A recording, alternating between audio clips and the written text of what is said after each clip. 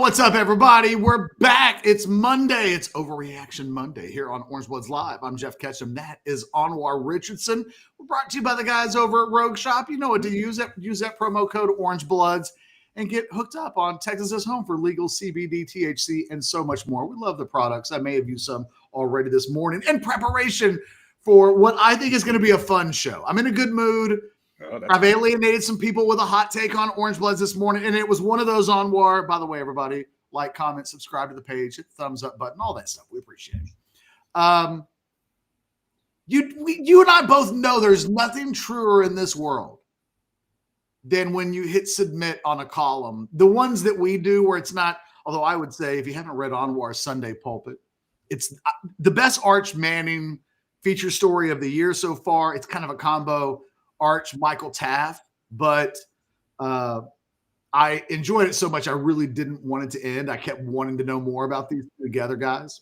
But sometimes you hit send, and it's like, hey, I wrote this. I feel really good about this story. And then there's a video that you included that nobody, everybody watches. It's the only thing that anybody talks about. And you're like, I really am. I'm like a clown. Yeah. They're here for the jokes. And I put all my blood, sweat, and tears. And then this is what they remember of me.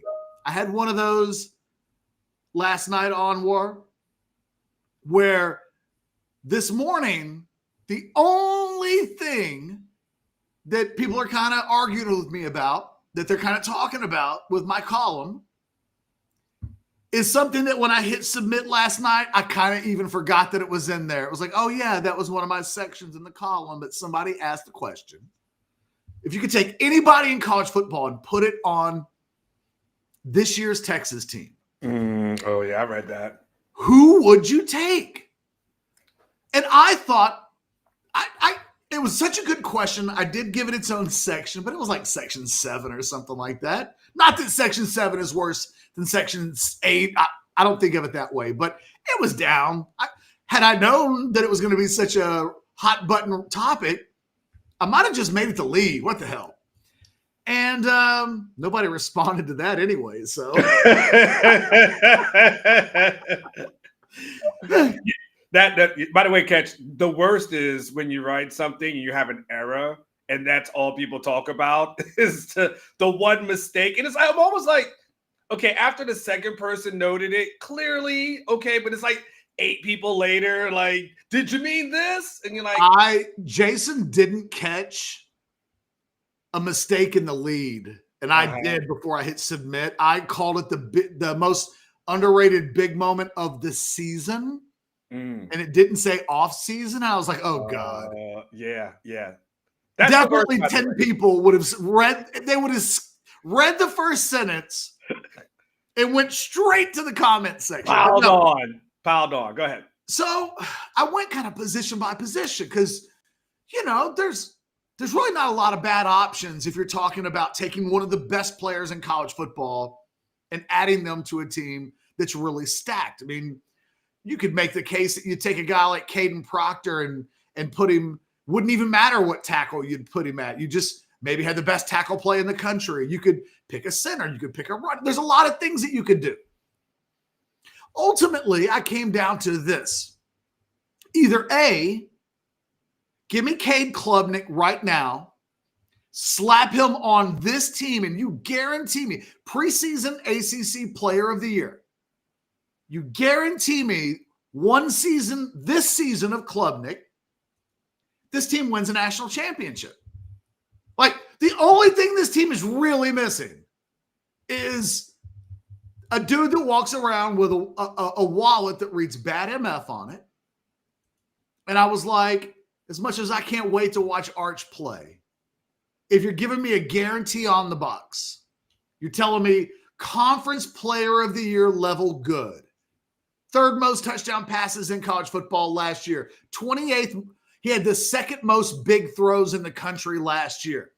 If you're telling me I'm getting that, and oh, by the way, I'm getting the whole season, no injuries. That's what Klubnik, at least what he was a year ago. If you're telling me I'm getting that, and you're putting it on this team, I think they're winning a national championship.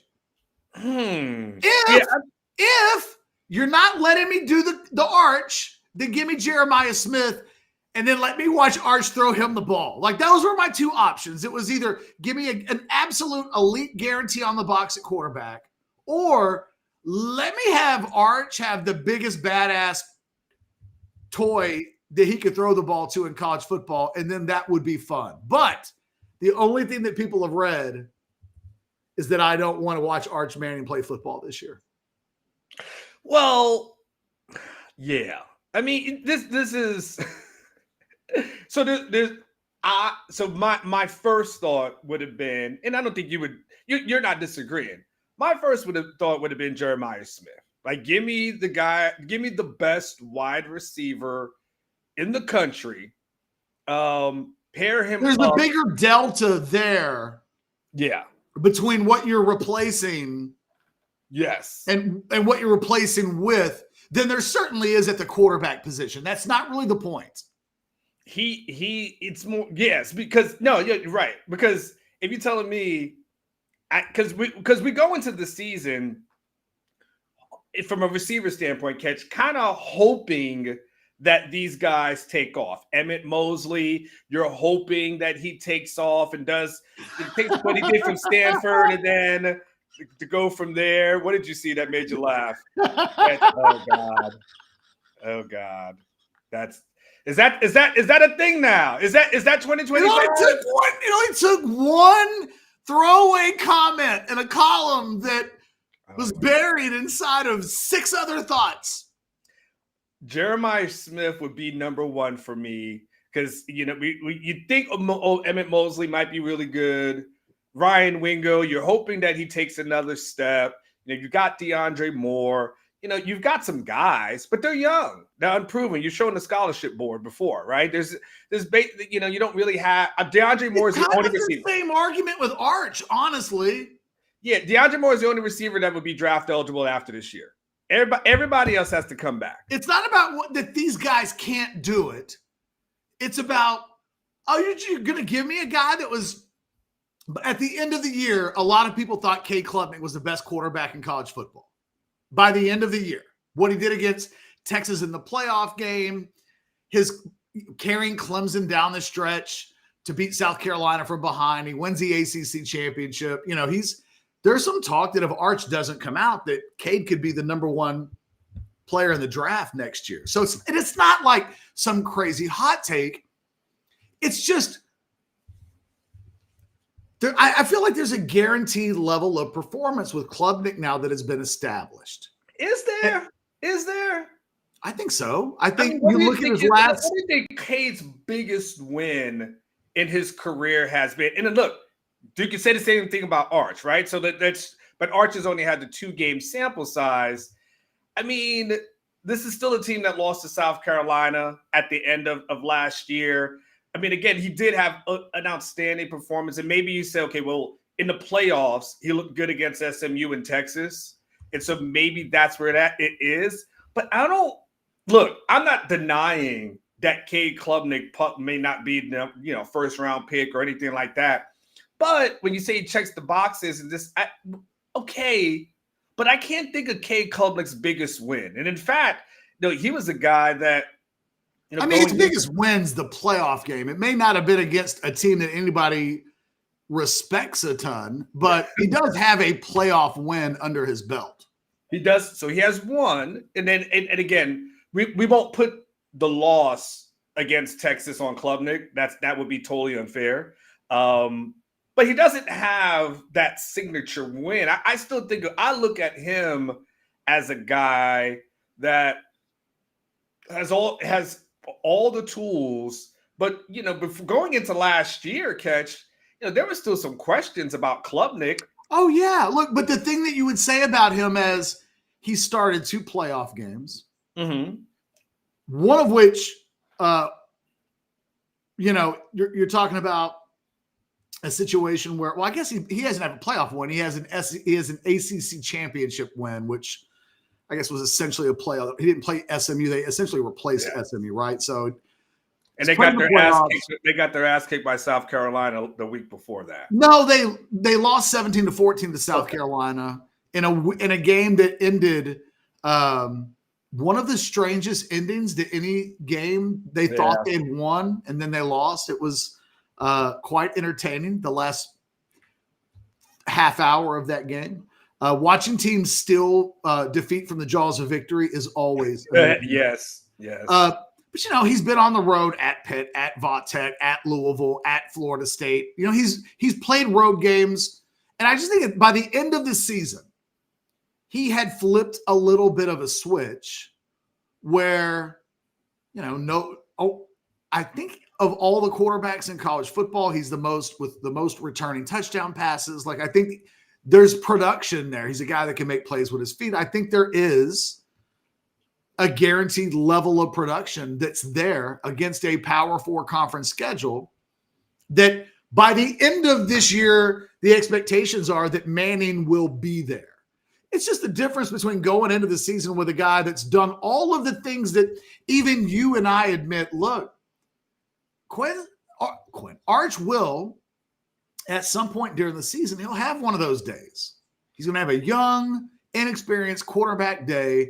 And the thing that gives Texas the best chance of overcoming those in ways that maybe they weren't prepared in 2022 is that the team is so good that it's as talented of a team in college football outside of Georgia and maybe Ohio State. It's right there. What it doesn't have is a quarterback that's gone through, that has the aches and pains. And I think by the end of the season, Arch Manning will be beyond that question, certainly. But as we go into this season, he still has more questions than he has answers. And I think Klubnik is a guy that going into the season more so than any quarterback in college football. And maybe that's the elephant in the room.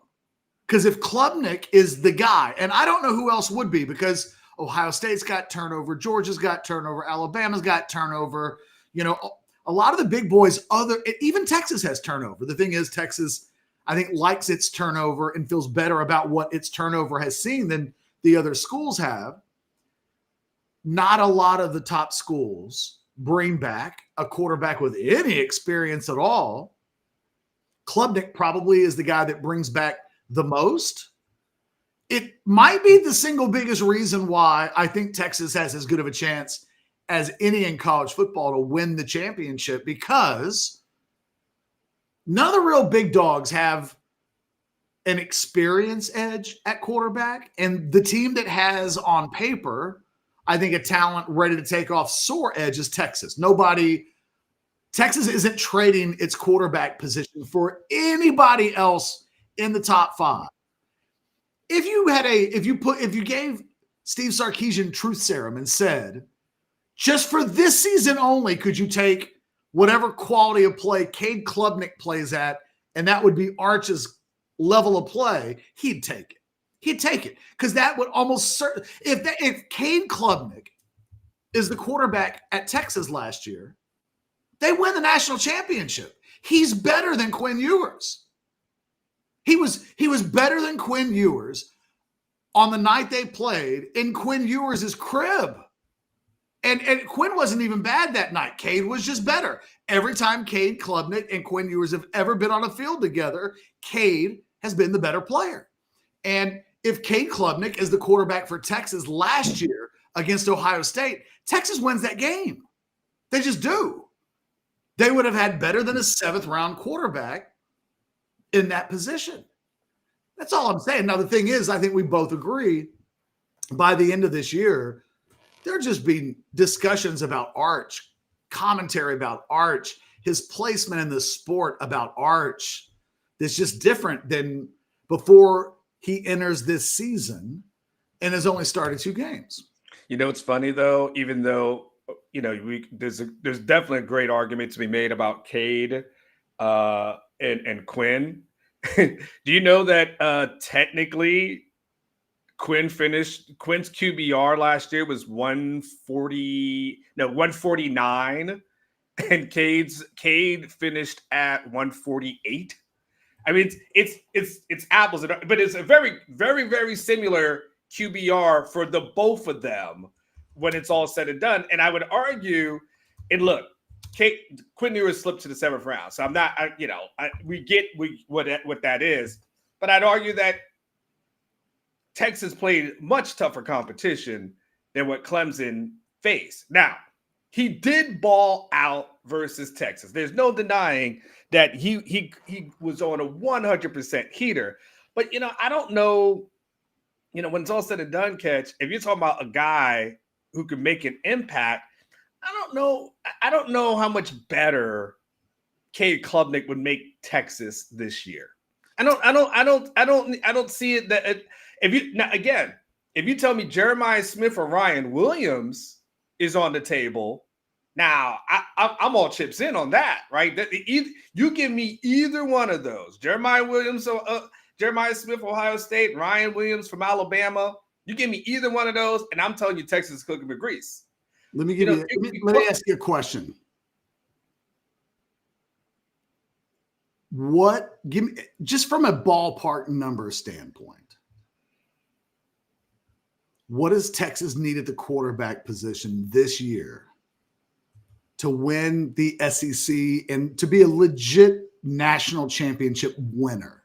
The quarterback position statistically needs to be at what level? It needs to be higher than it's been, but where does it need to go? Well, are you talking about, you want numbers? Yeah, like in your mind, you've got to have at least 3,500 passing yards, I would say. Like, is there an efficiency rating level? If like, let me bring it up last year, because we're talking about Quinn being at like 148, and over the course of the season, Klubnik was essentially right there with him. Both of those guys are in the almost 150 essentially. 165 for me is kind of like, that's a baseline of Texas has only had one quarterback in its history go for 160 plus in a season, and that was Colt McCoy in 2008. Colt didn't hit that number when he was a Heisman finalist in 2009. Casey Thompson was above it for most of the year in 2021 before he eventually came down. Kind of the same thing with Quinn Ewers in 2023. It looked like he was going to finish at that level, and then injuries kind of dragged him down. I think we thought the same thing a year ago, that he would be above it, and he wasn't.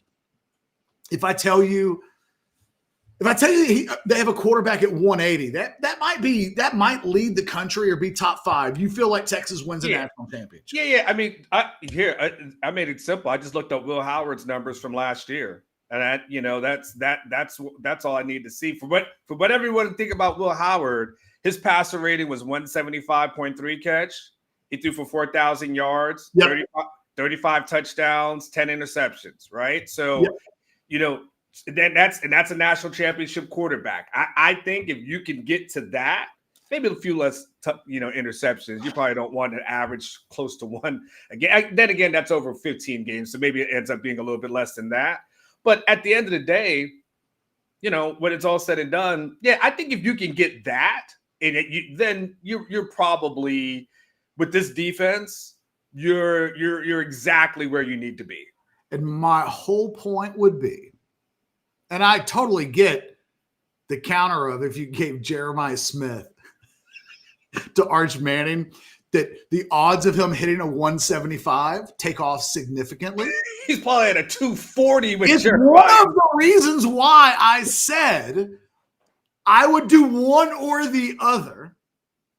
But I think going into this season, if we're talking about and I don't think it needs to even be 175. I think now, if you told me it was 175, I think there's a much stronger certainty of it occurring than if we're going lower than that. But I think if Texas had I think if Quinn had been a 160, 165 kind of a guy on the season, I think they probably win the title. And he just wasn't.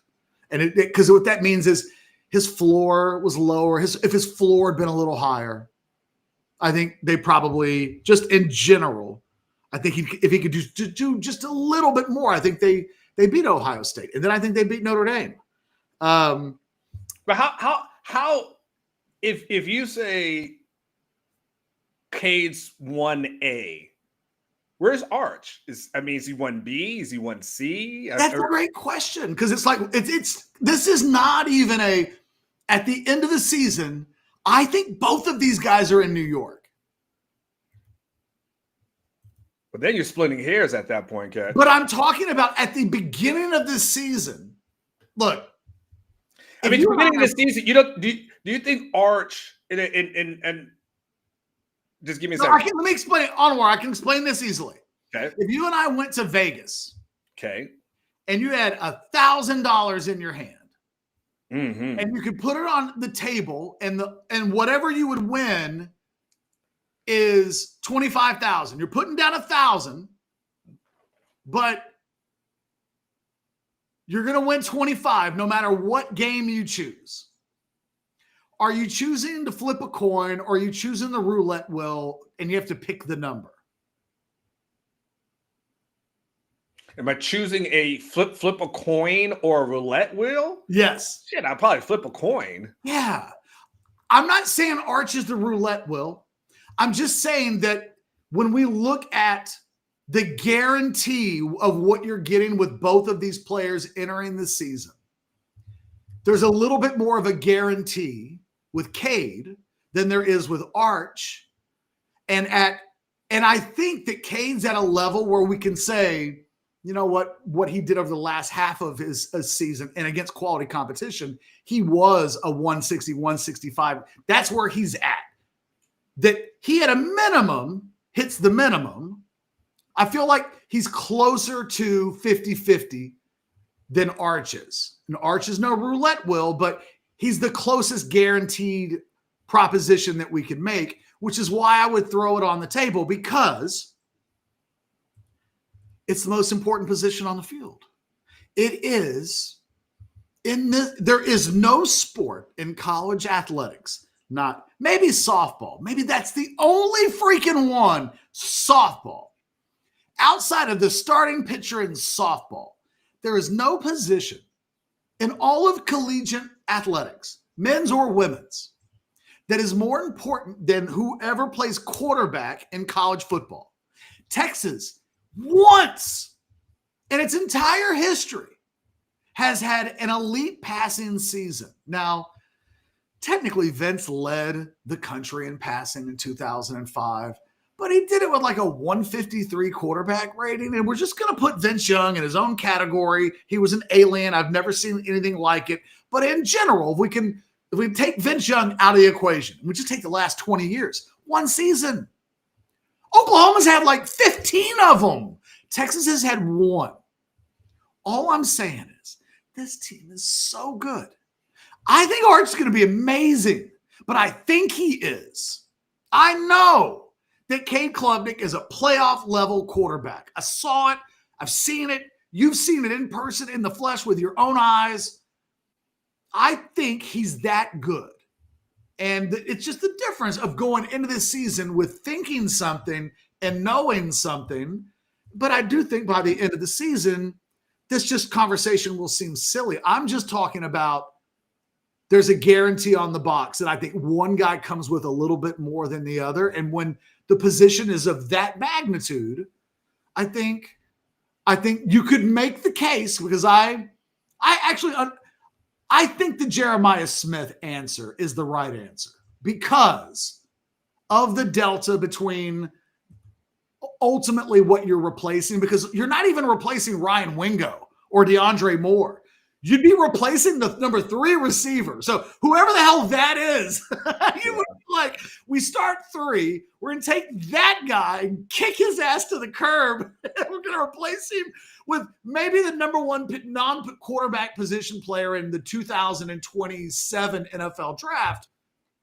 I think that is the answer. Or it could even be Ryan Williams. Matter of fact, I said both. I said I'd take either one of those two. You could even make a case. Give me one of those Clemson receivers that Klubnik plays with. He's got a couple. He's got 2 first rounders that he's working with. You might even give me that joker at Arizona State, the Tyson kid.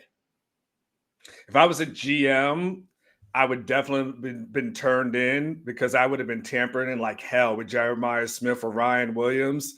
I would have got a burner phone and like The Wire, and I totally would have been calling those guys like all the time. I don't care. Somebody might have been recording it. I'm trying to help my team win. What's your price tag? I'm trying to help. So let me ask you this: if Texas opens up versus Ohio State, LSU, Clemson in week 1, right? Which, golly, I just dope games. Are you kidding me? Yeah, these are. I mean, I can't. I'm counting down, to it. Can you believe that that's not even September 1st? We're getting that end of August. August 29th, right? I mean, like that's 32 days away. Or August 30th. August 30th for 34, whatever the hell. I can't the tell. 30th. I apologize. I'm flying out on the 29th. I got my numbers confused. But the 30th. So the last week of August, which is going to be amazing. I'm freaking can't wait. Which of the two quarterbacks, which one do you say, okay, which one's going to be the one we're talking about on Sunday, their performance? Will it be Arch's performance versus Ohio State? I think Texas is going to beat Ohio State, so I think it will be Arch's performance. No matter what the stats are, I think Monday morning all of college football is talking about Arch in Texas. What about Clemson versus LSU? They are a 3.5 favorite. It looks like Ohio State is at 2.5, by the way. I think that game is going to be hellaciously fun. I think that's a 34-31 coin flip kind of a game. Mm-hmm. Give me Klubnik and LSU. And if they win, I think that, it's not crazy to think that we could wake up that Monday morning and that a Klubnik Manning narrative takes hold. That if those two guys in the opening weekend both played really, really well. I hate it when people start having the Heisman discussions literally before the month of September. Yeah. But it will immediately happen if Arch beats Ohio State. That shit will come up on First Take in the A block. Like, they will get wild with it. They won't talk about the Cowboys. We'll put the Cowboys second. And the NFL season won't have. That's the thing about this weekend as it relates. And the NFL won't have started. So when college football debuts in that debut weekend, that August 31st weekend, it won't have to compete with the NFL the following day. The NFL won't start till the next week. Yeah. So it's a great weekend to have a showcase, and people will be talking about it. But Jerry Jones will do something. Jerry Jones will go out to dinner, and they'll talk about it on the first block of First Take, though. Well, hey, but Jerry Jones underestimate Jerry's ability to. Hey, maybe knowing Jerry, that's when they'll sign Micah Parsons to the extension, and it'll just be, then the Cowboys are going to the Super Bowl. Or Jerry will he'll like something about Arch Manning over the weekend, and they're like, oh my God, is Jerry trying to make a play for Arch? What does this mean for Dak? That's what we discuss next on First Take. Oh my God. It's Arch, it's LeBron, it used to be Brady. I know what the first block is. I know it. So let me ask you a question. Okay. Which, by the way, I just ruined all my chances of working for First Take, but it's okay. No, you're good. You're good. I think they helped, if anything. They're looking for that kind of spitfire. If you could go back, if you could take Steve Sarkisian on July 28th of 2025, and you could let him sit in his office for 24 hours and really digest everything that they've been able to do to the roster. He's going to know December 1st, everything that's going to happen leading up to July 28th. And you could tell him he can go back and tweak anything, do anything, add anybody. What do you think Sark would go back to the beginning of December and tell his December 1st self, Because we're having this conversation, if you could add anybody, right, in college football to this team. Well, if the current version of Sark could tamper with a 8-month younger version of Sark, what do you think you would tell him? Do this. Go get this. Make sure that when the team reports last week of July, you had enough chance to watch everything unfold. This is the thing to go do. It's interesting because now we're talking about who is actually on the table. Right? Or could anybody be on the table? Could you have gone to Ryan Williams and said, we'll give you $3 million? Yeah. Because that money would not have been on the books. Yeah. That money would have been paid. It would not have had to ever been accounted for. And now you know that $3 million is nothing. Like, I'm just curious.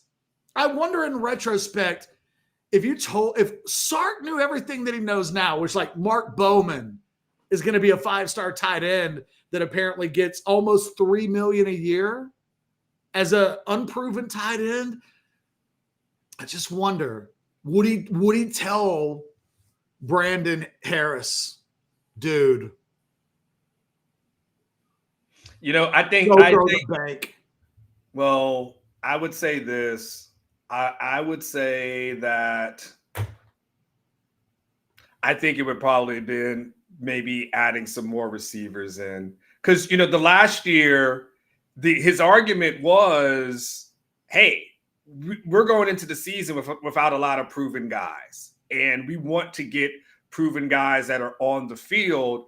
This year, it's the opposite of that. Right. I mean, for the most part, again, Mosley may be quote unquote proven and maybe he becomes your lightning in a bottle like they had the year before. But I think he would probably go back and say, maybe I should have added in just a few more guys. Again, you got your Jamie Frenches of the world. You got your Michael Terrys. You got Dalen McCutcheon. You got a lot of fresh, freshman talent that's out there.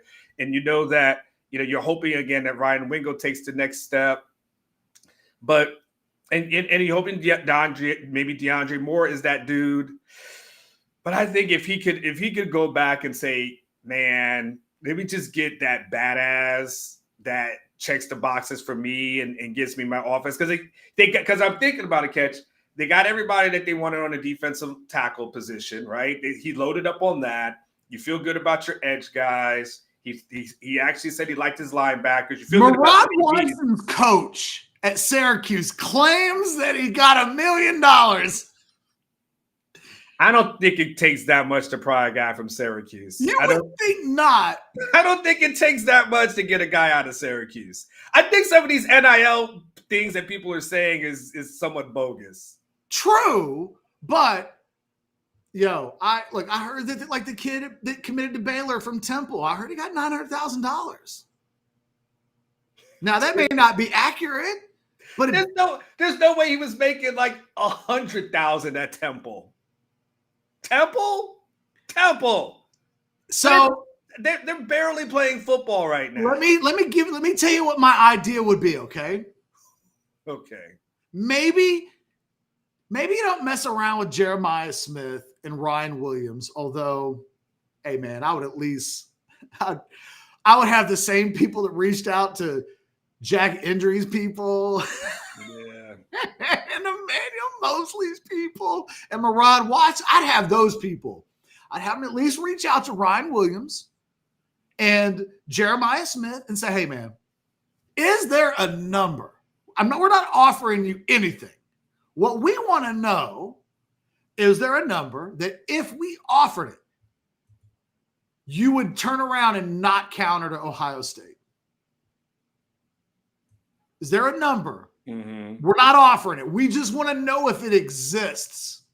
And if Jeremiah Smith comes back and says 10, okay, right? Yeah. But if Jeremiah says 2.5, mm-hmm. Yeah. I'm coming back if I'm Sark, if I'm Brandon Harris to my guys, and I'm like, look, this motherfucker just said 2.5. let's throw out 3. I know. Let's just say 3 so that they really don't go back to Ohio State, because Ohio State will give him 2.5. Let's say 3, and he has to shake on it right then and there and sign the deal. Because otherwise, I think I would have taken that money and cut it in half-ish, and I might have gone to Clemson. Remember in Batman Rises, it was in the one with the Joker, the Dark Knight. Yeah. When he breaks the pool cue in half and he's like, we got room for one guy. Yeah. And he makes them 2 dudes fight to the death to be on the team. Yeah. I might put like 1.75 at the 50-yard line at Clemson. And I might just tell either one of them dudes, first one of you that gets to the 50 to grab it can have it. And then you're entering this season, just like you have in each of the last couple of seasons, with a guaranteed 2026 first rounder on it, unless you get Wesco, at which point you've got 2 seasons of eligibility. I think if there was any program in the country, I would have wanted to test will they go big and match what we're about to do. It might have been Dabo at Clemson. Because it's possible that Dabo would have put his head on a pillow, woken up the next morning and been like, God says we can't play players more than $1 million. Boom! Like, there's no telling how Dabo would react to one of his best players. Hell, Dabo might go on First Take and just cry about it. No. Or maybe they match. I don't know. But, like, I just wonder in retrospect, because I think back, Texas made a play for Emmanuel Pregnon. That's a guy I was thinking about. I've been waiting for you to take a pause, because that's the guy I was thinking about. Of all the guys we've talked about, and we just go practical route, and it's so practical. Yeah, but if we go, that's the thing that I want. That's to me, Catch, the one that he may wonder, should we have spent more than Oregon? Honestly, I've had his name in my mind because I'm thinking about that. Yeah, that's the guy that I think of, that when it's all said and done, you can tell yourself a lot of things, right? But the offensive line, we know it's like kickers.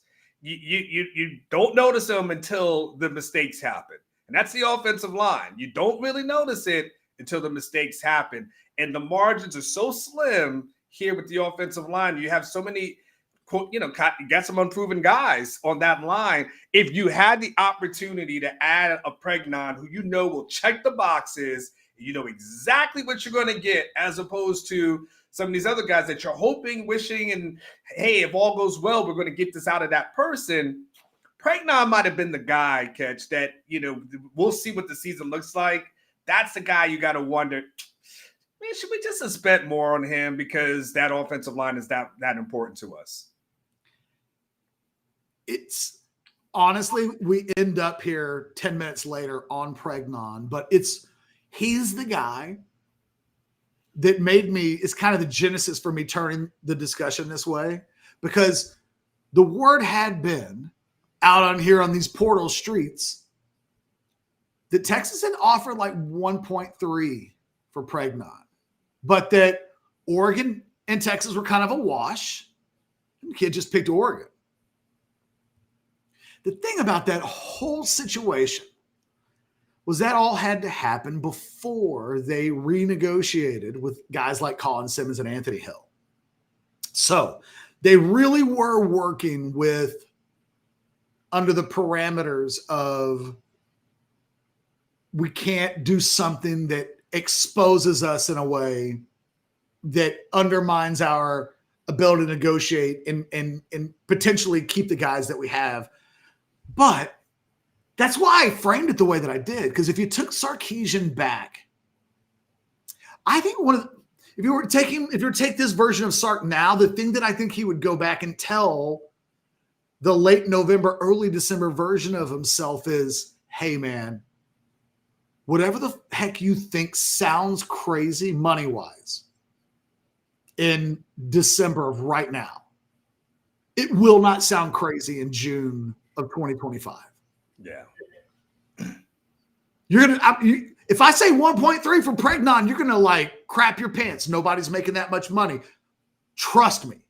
By the time you get to the summer of 2025, the idea of getting somebody for less than $2 million is going to sound like a little slice of heaven. Because I think one of the things that may have, I've had nobody confirm this to me, but the two guys that when the season ended, that Texas felt like by any means necessary, we're going to get these guys taken care of. By everything was with Anthony Hill and Colin Simmons in mind. Both of those guys got taken care of. I was told both of them paid more than double what they had been paid the year before. So into the beyond $1 million easily. I think they might have gotten Colin Simmons on a 2-year deal.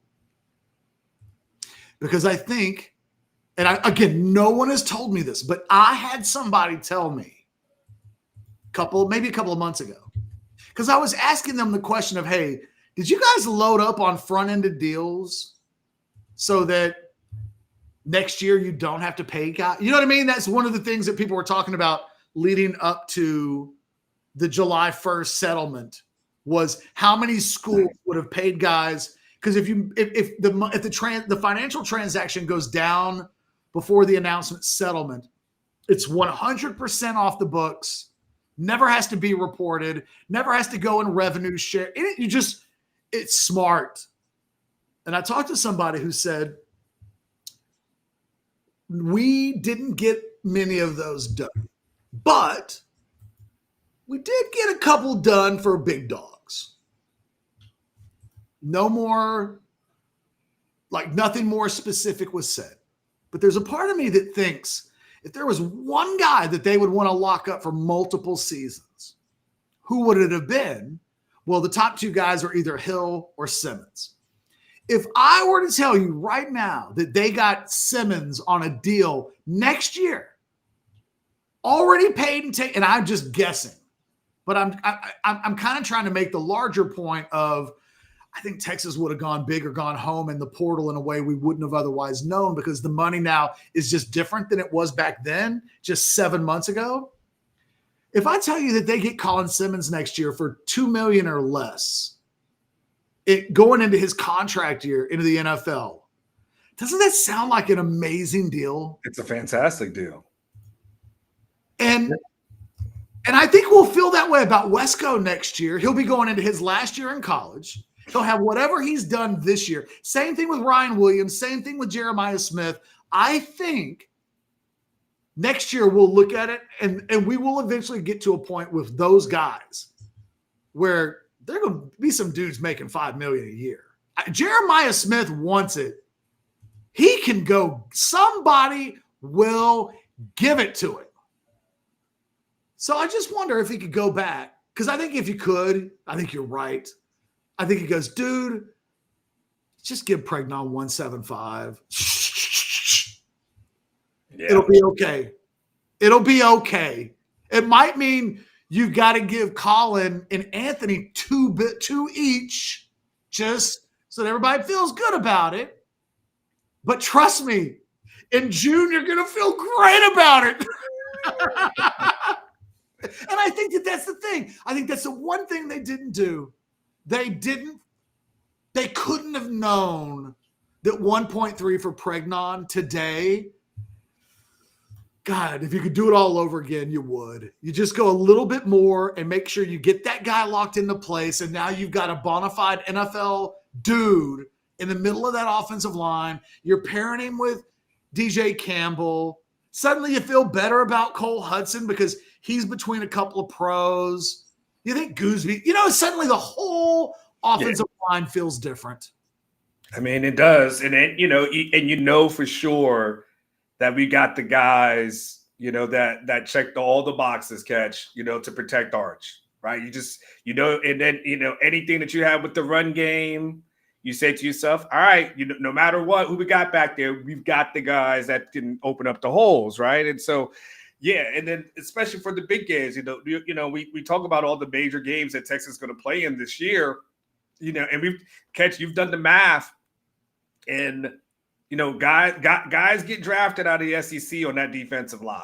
Like that's just a thing. You're a badass. It's one of the reasons why Texas struggled for so many years to get defensive linemen to come to Texas prior to them going into the SEC was because if you're a badass, they would tell you, well, you don't want to go to the Big 12. You want to go to the SEC. And so, look, you got to hope that they've developed those guys and they've got guys who are ready to go. But I think the play would have been pregnant. And by the way, Catch, while we were talking, Omar Kelly from Miami covers the Dolphins, he said Andrew Armstrong TD from Quinn Ewers, 3 passes, 3 touchdowns for Quinn during the final red zone period today. Good for Quinn. Keep doing it. I'm telling you, he is 13 days away from his NFL preseason debut. It's at Soldier Field. It's a Sunday noon game. It's on the NFL Network. I'm in. I cannot wait to watch bad NFL preseason football. He'll probably get in sometime in the third quarter. I'm in. I can't wait to see how he does. I want to see what it looks like. I would imagine we're going to see a little bit of everything, but I really want to see him do well. Make the team, Quinn. Go home or go big. Do you got any? I know before we get out of here, Catch. I know you gave us a hot take. Training camp. Players report today. We've got practices that begin. I think in some sort of practice. Either Tuesday or Wednesday. I know they'll have practices on Wednesday and Thursday for sure. I know they'll have meetings, team photos. So maybe they hit the practice field on Wednesday. You got anything burning inside of you that you either curious about, that you want to see, question marks? Like, I'll give you that Jeff Ketchum, where's your head at 48 hours before practice gets ready to start? Well, there'll probably be a little bit of this in the show at noon. It was a bit of a question. Where is my head at? I have my head on about 20 players that either take off or transfer. Like, I just think that that's where we are in college football. That there are. I'll give you a perfect example. This is one of the guys that's in my head. What in the world am I supposed to make of Colton Vasek? I know he's talented, but can he stay on the field? And even if he can he keep a guy like Lance Jackson or some of these dudes, Justice Terry, all of these guys that are nipping at the heels of older guys? What happens there? Because there's a part of me that thinks that Colton Vasek's a future Longhorn NFL player in the making. And there's another part of me that's like, dude's going to get passed up and get caught in the cycle of don't mess around at this school and let young dudes come in here and take your spot in line. And I think that there are, at every position on the field, there's a young guy that I wonder, are you ready? And there's a guy above him that I'm asking the same question, but it's more like, dude, are you ready? Because if you don't, you're going to get passed and you're going to end up in the portal. And I think Sarkisian has created this really healthy thing in his program where there really is a little bit of other than the running back position in 2023, there really is a meritocracy. And if you're young and you're better, you play. And I'm curious to see where some of these, where some older guys and some younger guys land on, say, August 25th when we're headed towards the 31st. Jonah Williams, I'm dying to see what that kid looks like on a practice field. We won't see it. There's a part of me that thinks by day 3, we're like, everybody in the program's talking about Jonah Williams. And what would that even mean given what this team has, the experience of Michael Taff and everything else? Like, it's a team that has so much young talent. It's really exciting. Let's do this, Catch. And remember the design that you have up for Overreaction Monday. I'm going to put up Alex's depth chart on offense and defense real quick. And then, because you talked about Vasic, right? And so if I put that up, I'm curious, like who are those guys when you talk about on defense? Again, this is Alex Dunlap's projected depth chart, but I just figured just easier to throw it up there and see it a little bit more. I want to. Alex January is really interesting to me. Is he going to come on, or is he going to literally let these transfers come in and take his cornbread? You see, he's literally surrounded. If you look at his name on top, below, and everything to the left is a transfer.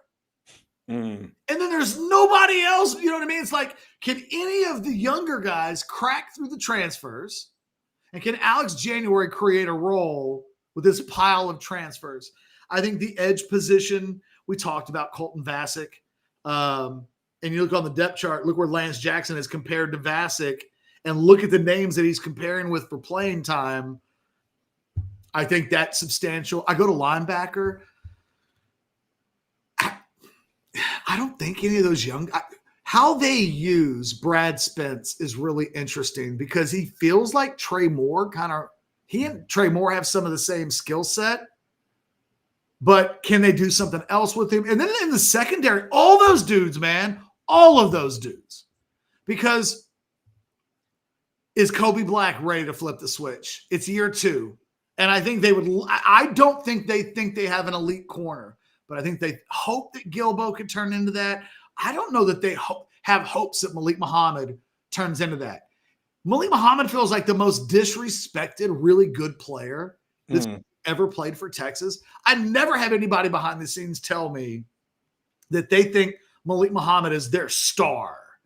But it seemed like he played really good to me last year and that he just doesn't quite get that love. Can Xavier Filsaime, a 5-star guy, hold off Jonah Williams? What's going to happen with Derek Williams? Can anybody can Williams be good enough that Gilbo? There's just McDonald. Is he going to play nickel? Is he going to play safety? Is one of those other corners going to play good enough that bumps one of the maybe Gilbo back to the nickel? There's just so much talent, and it's about how do you get the 11 best guys on the field on War. And I don't know that I know who the 11 best guys are.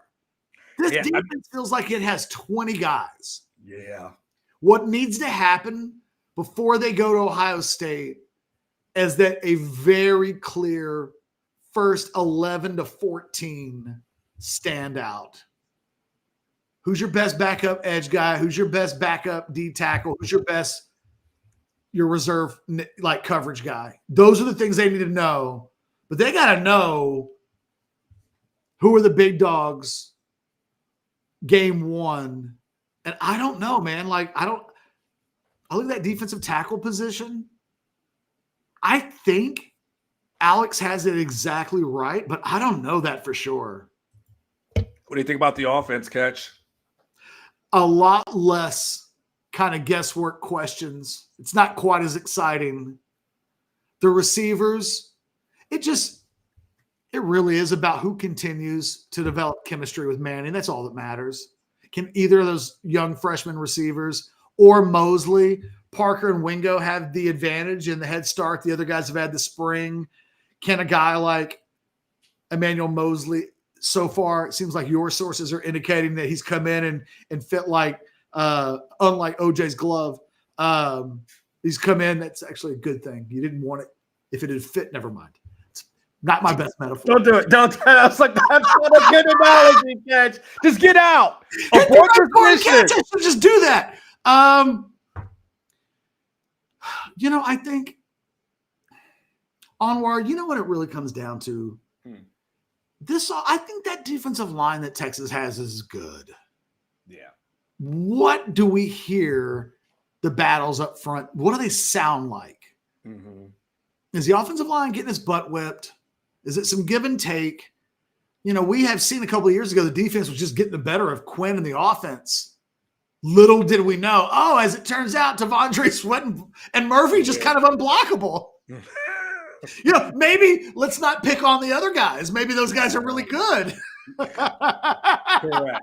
Then there's that.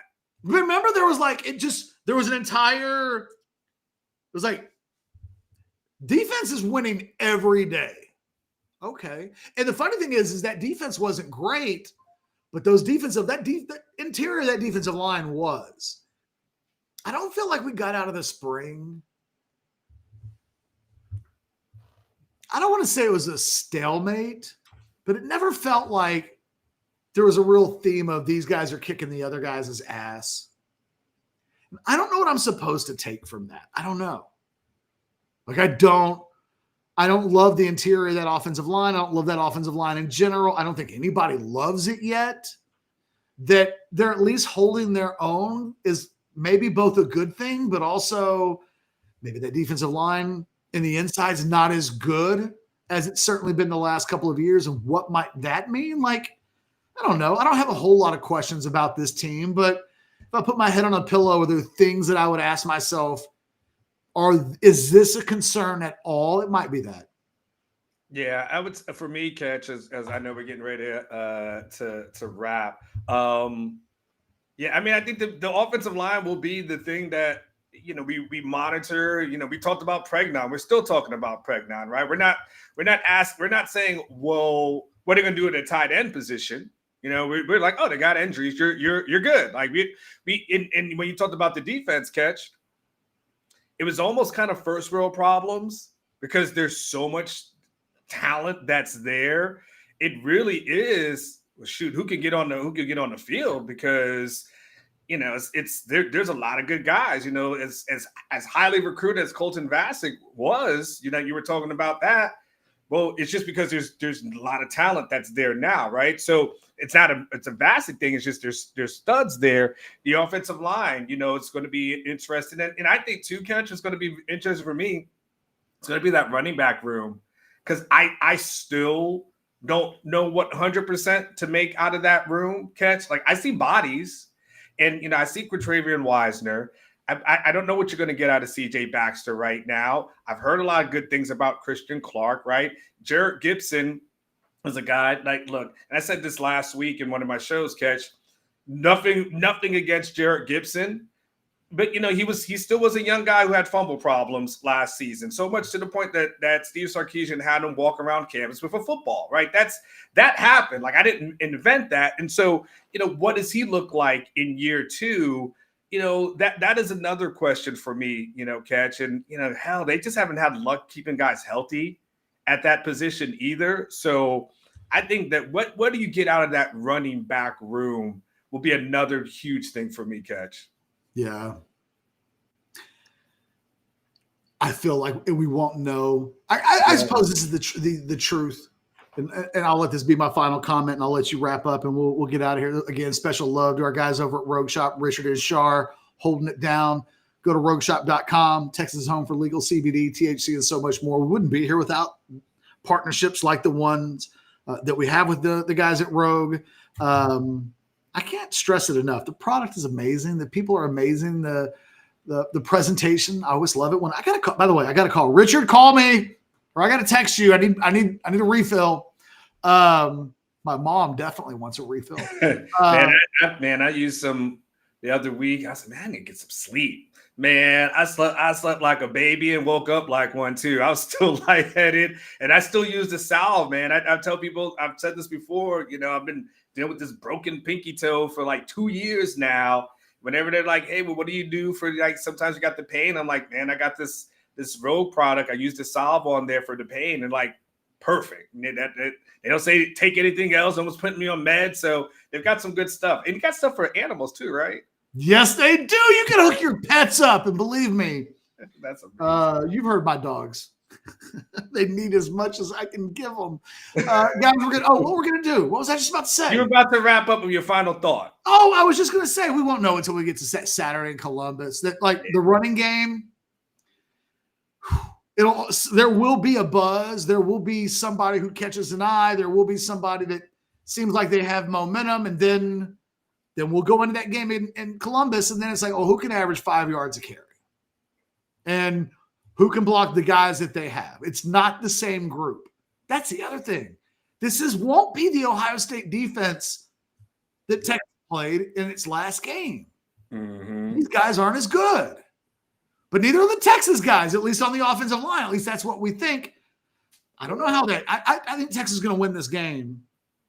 But they can't unless a group that I do have some questions about does take a big step forward. And I suppose in Kyle Flood I trust. Yeah. By the way, shame on you on these airlines that know that you're going to be flying into their city and jacking up the prices. Like that's such BS. Like I get so mad. It happened last year for the Michigan game. I'm like, $1,000 to go to Detroit. Come on, man. You should be giving this away. I was like almost at that point for the Ohio State game. I haven't turned in anything. It's price gouging, except never mind.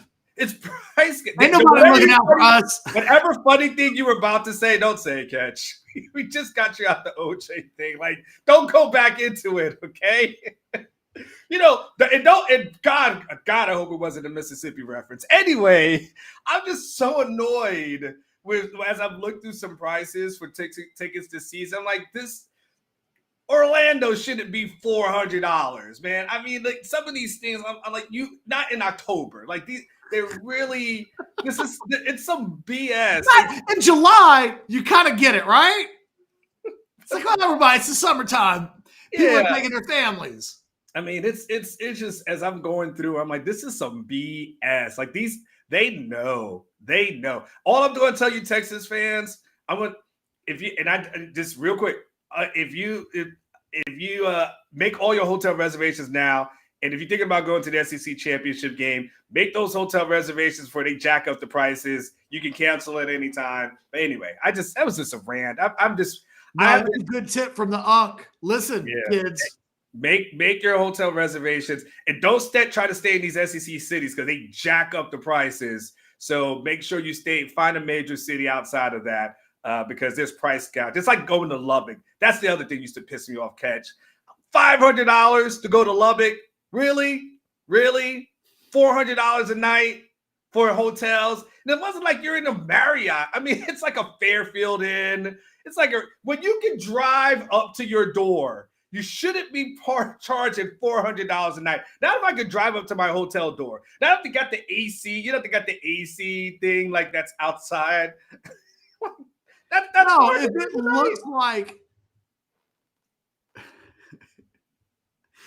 looks like the cartel might shoot the place up later, then maybe don't charge $500 a night.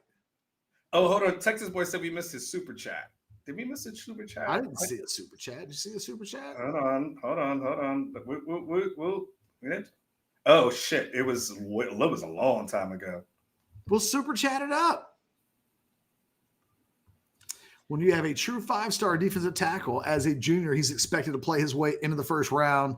Is that not the same expectation for Arch? If he doesn't, is that a hit on Sark? Well, yeah.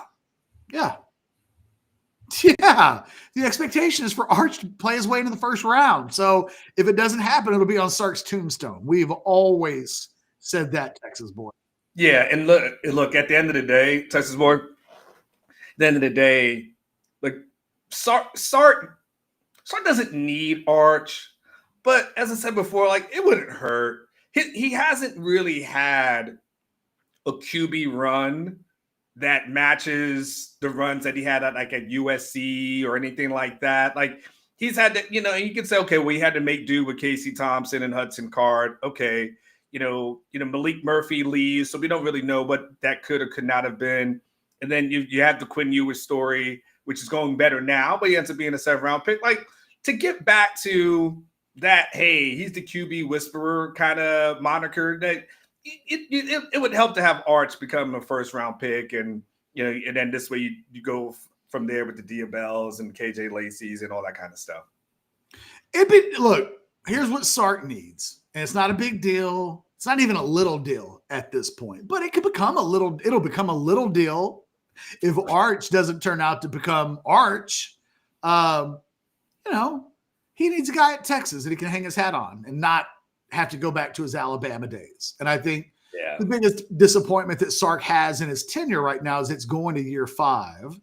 and he doesn't have a quarterback yet at Texas that he can point to and say, see? Instead, he's got to point back to what happened at Alabama. And I just think Sark, first of all, I think we'd have thought Sark would have been fired if that was true.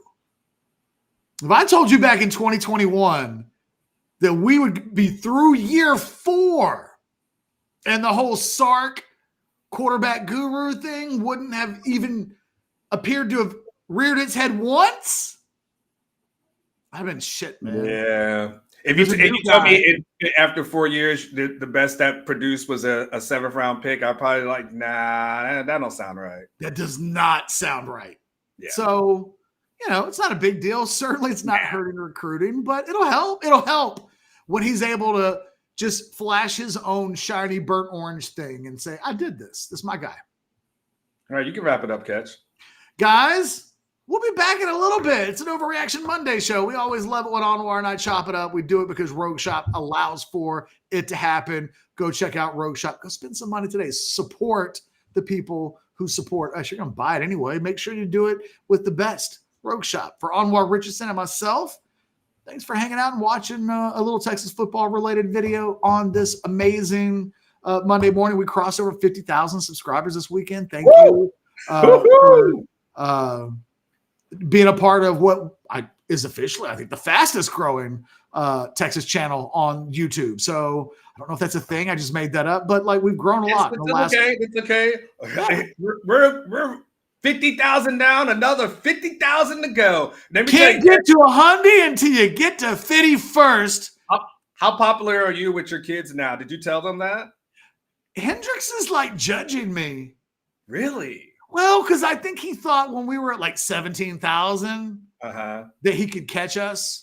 Because he has his own channel. Yeah. And I think he's impressed, but he's now at that 11 at the age I'm talking about. Yeah. Where it's where does dad get off instead of dad's cooling on YouTube? And so my kids think I'm cool. I'll have to ask Hendrix. Yeah, my kids think I'm really Hendrix has been hugging me a lot lately, but he's never once come to me and said, Dad, you're like the coolest dad I know. It's never happened. Well, you know what? My kids think you're cool. Oh. They think you clearly value YouTube. They love it, man. You and I have great profiles. I'll say real quick, 30 seconds. You'll appreciate this, right? MLS All-Star Game was here last week, and they were having the skills competition. I mentioned it to the kids, and they said, oh, okay. And I said, hey, Speed's going to be there. I am Speed. He's going to be there? What? It was like the conversation changed. So anyway, I just have to close on that. That guy wears me out, man. That guy wears me out. He is the Jake Paul of YouTube. Yeah. And except he actually performs and is a little better than Jake Paul. He's actually talented. He is. Look. He's an athlete for real. He really is. Yeah. It's like I said, he's like Jake Paul, but a better version of that. Like Jake Paul wishes he was Speed. Okay. I've now gone down a rabbit hole. Okay. I did it. There will be people who are like, Catch, why are you talking about Speed like that? He's amazing. Hey, we'd all love to have a little bit of what he's got cooking right now. Trust that. Hey, golly, yes. For myself and Anwar Richardson and our kids who hope maybe one day we can be a little bit more like Speed as well. You guys have a great rest of the day.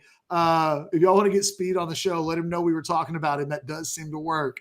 There's no doubt we would jump to a million subscribers with 10 minutes of his time. You guys have a great rest of the day. Later.